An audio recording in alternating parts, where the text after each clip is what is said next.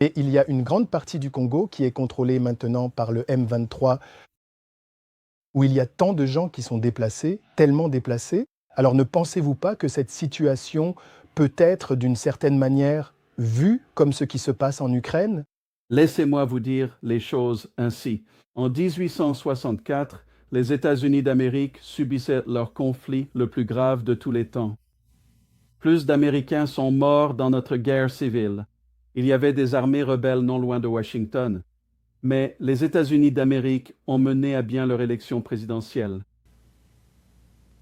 Alors oui, les politiciens peuvent invoquer, trouver n'importe quel nombre de raisons pour faire ce qu'ils veulent faire, mais en fin de compte, si le Congo voulait avoir des élections présidentielles, il pourrait avoir des élections présidentielles et exempter certaines parties du pays, ce que d'autres pays font en même temps.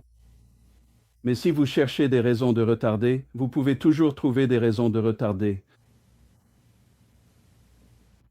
J'en resterai là. Alors, puisque le président Tshisekedi a dit qu'on ne peut pas organiser d'élections car une grande partie du Congo est sous le contrôle de groupes rebelles.